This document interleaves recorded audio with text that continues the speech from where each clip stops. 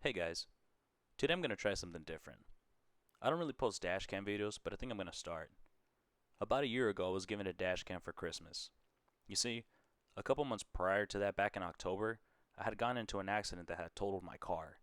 A 79-year-old lady cut me off, but the police said it wasn't my fault.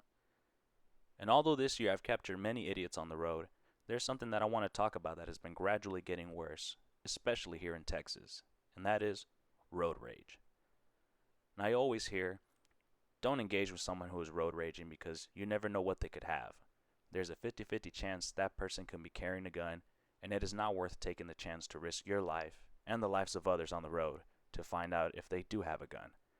The purpose of this video is to inform the viewer what they should do when they come across someone who is road raging.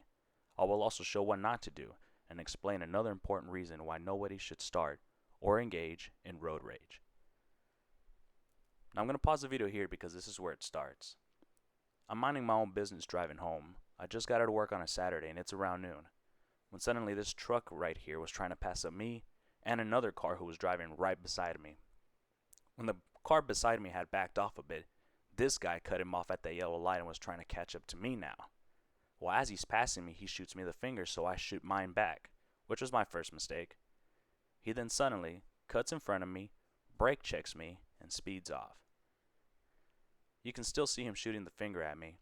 Also, he signals at me to come on or bring it on. And at this point, I'm upset, of course.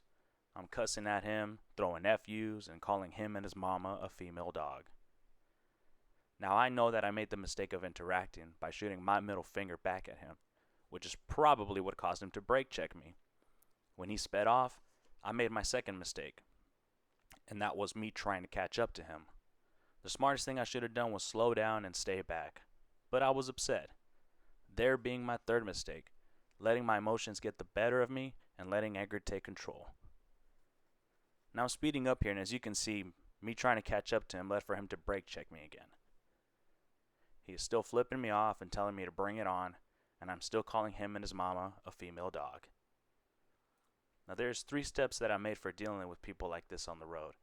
Step 1 is to stay calm. Step 2, don't engage or interact. And step 3, back off, get away, slow down, or turn away. By distancing yourself, you are de-escalating the situation that could possibly turn violent.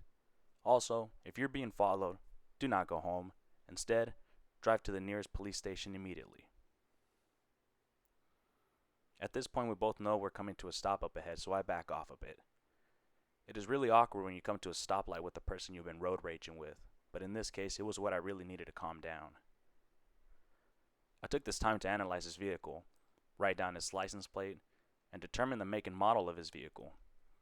I also noticed that in the back of his truck there's buckets of chemicals, some poles, and a hitch stand or rack, which makes me guess that he is a pool cleaner, because that hitch that he has in the back of his Nissan Frontier is used for those hammerhead pool vacuums.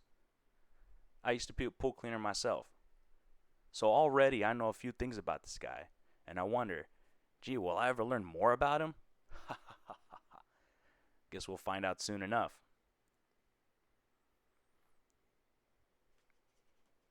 Now we're moving, and us awkwardly waiting on the light to turn green sort of calmed me down a bit, so I decided not to engage or intimidate him by giving him some space.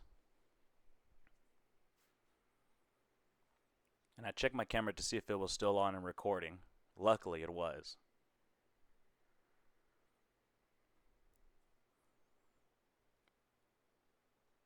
He's then trying to speed away from me, but I stay behind while still keeping a close eye on where he's at. Please do not try this. Do not go following people like this, especially at this dangerous speed. This is for educational purposes only. Nah, I'm kidding. I have to fast forward because this is a very long road. But seriously, luckily nothing happened from this. This could have gone much worse. Now you could say that I'm trailing him, but I'm still on my route home. And at this point, this dude sped off really, really far. I guess he was trying to hide or something, or he sort of zigzagged his way through this long road, but I still had my eye on where he was.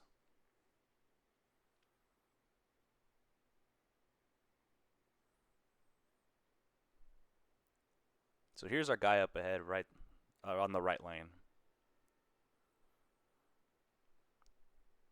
and we could kind of guess why he was speeding away from us, and because he's starting to slow down up ahead. Why? Well, that's because he's turning into this neighborhood right here. Right there. Gotcha. He turned into that neighborhood right there. And little did our little fella know is that, I'm kind of familiar with that area.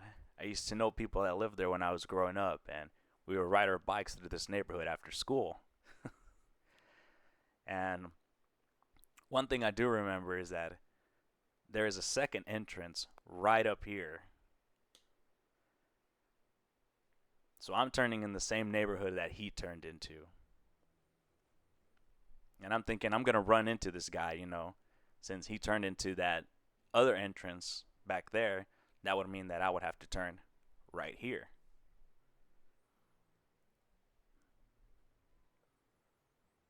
And all the way down here is where he came in from, on the right side.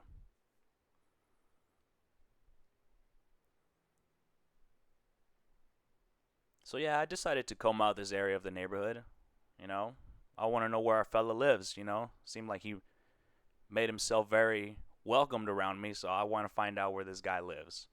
And up ahead, you will notice that the time changes. That's because that I made a right.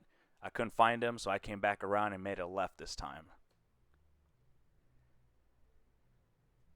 And as I'm going down these streets, I'm looking at every single vehicle that is on the driveway.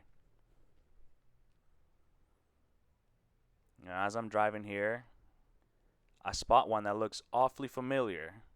Right there, right side, parked in reverse. Found you, buddy.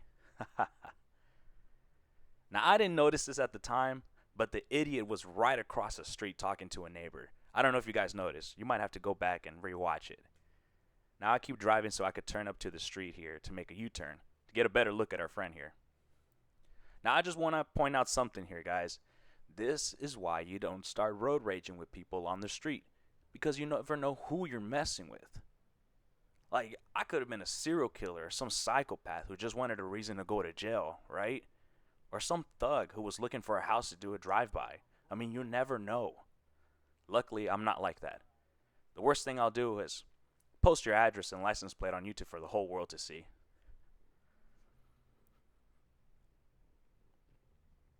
Which is probably worse than a psychopath. I'm sure a psychopath wouldn't do that. Now, right up here, we see Jerkoff going back into his house. There he is.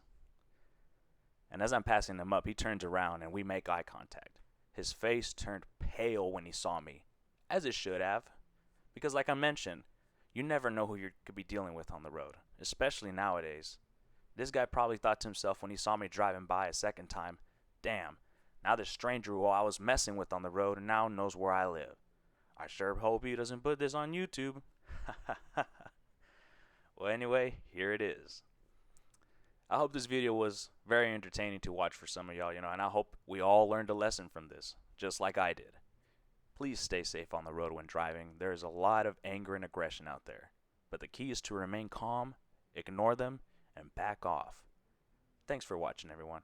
Please subscribe and leave a comment. Bye-bye.